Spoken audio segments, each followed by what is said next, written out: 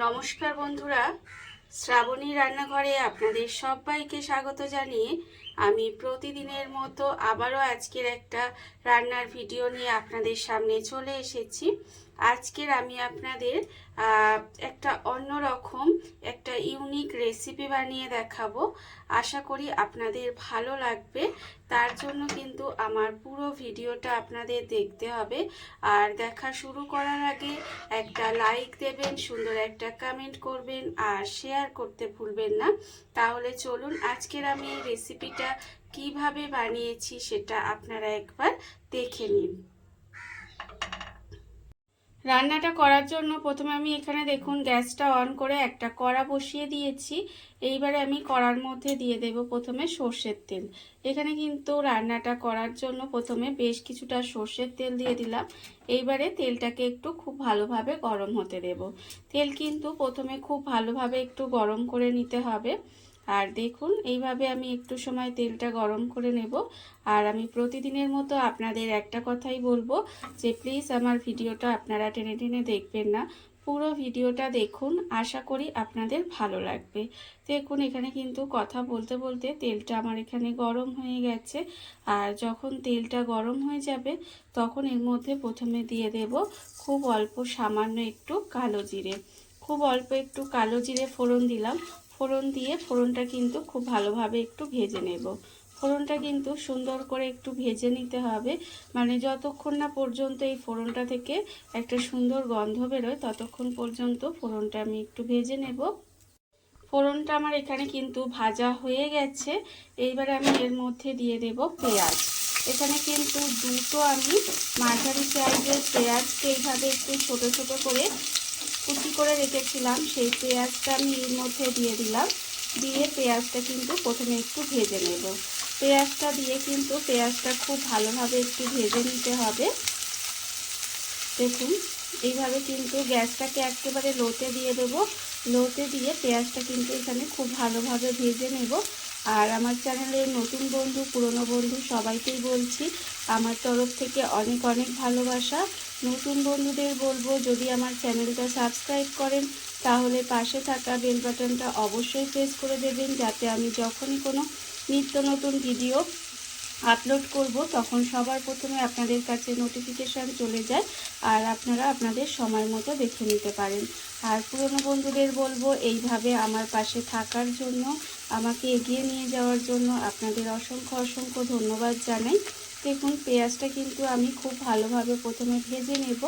আর যখন দেখবেন একই রকম মাছ মাংস বা সবজি খেতে ভালো লাগছে না তখন কিন্তু বাড়িতে থাকা এই কয়েকটা উপকরণ দিয়ে একটা ইউনিক রেসিপি আপনারা আমি যেভাবে বানাচ্ছি সেইভাবে বানিয়ে গরম ভাতের সাথে খেয়ে দেখবেন, আশা করি আপনাদের ভীষণ ভীষণ ভালো লাগবে। দেখুন আমি কিন্তু বাড়িতে যখন দেখবেন অন্যরকম কিছু খেতে ইচ্ছা করে একটু, তখন কিন্তু এইভাবে আমি একটু বানিয়ে নিই। আমি কিন্তু পেঁয়াজটা একটু ভেজে নিচ্ছি। পেঁয়াজটা আমার এখানে ভাজা হয়ে গেছে। এইবার আমি এর মধ্যে দিয়ে দেব একটা টমেটো। একটা বড় সাইজের টমেটো আমি এইভাবে একটু ছোট ছোট করে টুকরো করে রেখেছিলাম, সেই টমেটোটাও কিন্তু এর মধ্যে দিয়ে দিলাম। দিয়ে পেঁয়াজের সঙ্গে টমেটোটা দিয়েও কিন্তু একসঙ্গে একটু এইভাবে নাড়াচাড়া করে নেব। করে নিয়ে এবার আমি এর মধ্যে দেব আন্দাজ মতো নুন। আন্দাজ মতো নুন দিয়ে দিলাম আর খুব সামান্য একটু হলুদের গুঁড়ো দিলাম। দিয়ে এটাকে কিন্তু আবারও খুব ভালোভাবে মিশিয়ে নেব। ভীষণই সহজ একটা রান্না আর খুব তাড়াতাড়ি হয়ে যায়, খেতেও কিন্তু ভীষণ সুন্দর হয়। দেখুন আমি কিন্তু নুন হলুদটা দিয়ে একটু ভালোভাবে মিশিয়ে নিয়েছি। এইবারে আমি গ্যাসটাকে একেবারে লোতে করে দেব। লোতে করে দিয়ে তারপরে কিন্তু এটা ঢাকা দিয়ে একটু সময় রান্নাটা হতে দেব। আর তা যাতে টমেটোটা একটু নরম হয়ে যায় সেই সময় আমি একটু রান্নাটা হতে দেব। আর এখানে যতক্ষণে রান্নাটা হচ্ছে ততক্ষণ অন্যদিকে দেখুন আমি এখানে মিক্সির জারটা নিয়ে নিয়েছি। আর এর মধ্যে আমি একটা মশলা রেডি করে নেব। তার জন্য আমি এখানে নিয়েছি, দেখুন এখানে কিন্তু আমি নিয়ে নিয়েছি পোস্ত 2 চামচ, বড় চামচের 2 চামচ পোস্ত নিয়েছি, আর 2 চামচ সাদা তিল নিয়েছি। সেই পোস্ত আর সাদা তিলটা কিন্তু আমি এখানে মিক্সির মধ্যে দিয়ে দিলাম। দিয়ে এবার এর মধ্যে দিয়ে দেব 2টো শুকনো লঙ্কা। আমি কিন্তু এখানে শুকনো লঙ্কা ব্যবহার করেছি, আপনারা চাইলে কাঁচা লঙ্কাও ব্যবহার করতে পারেন।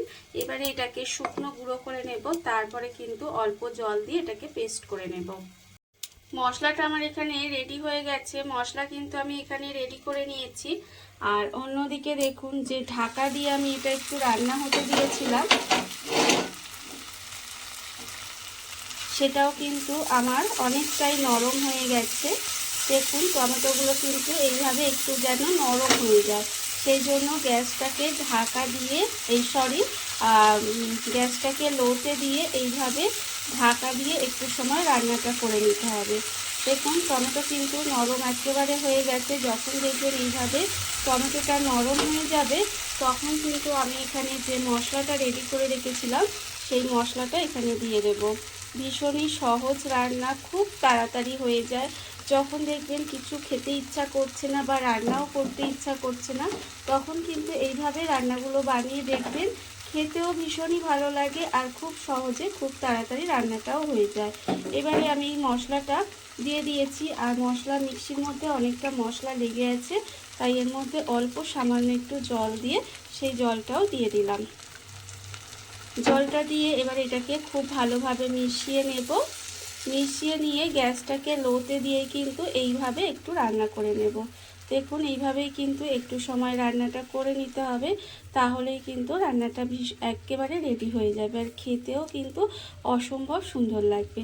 তবে আমি এই রান্নার ক্ষেত্রে শুকনো লঙ্কা ব্যবহার করেছি, আপনারা চাইলে কাঁচা লঙ্কা দিয়েও করতে পারেন, তাতেও কিন্তু খেতে ভীষণই ভালো লাগে। দেখুন এবারে কিন্তু গ্যাসটাকে লোতে দিয়ে এইভাবে একটু রান্না করে নেব। গ্যাসটাকে লোতে দিয়ে আমি এইভাবে কিছুটা সময় রান্নাটা করে নিয়েছি। দেখুন রান্না কিন্তু আমার একেবারে রেডি হয়ে গেছে।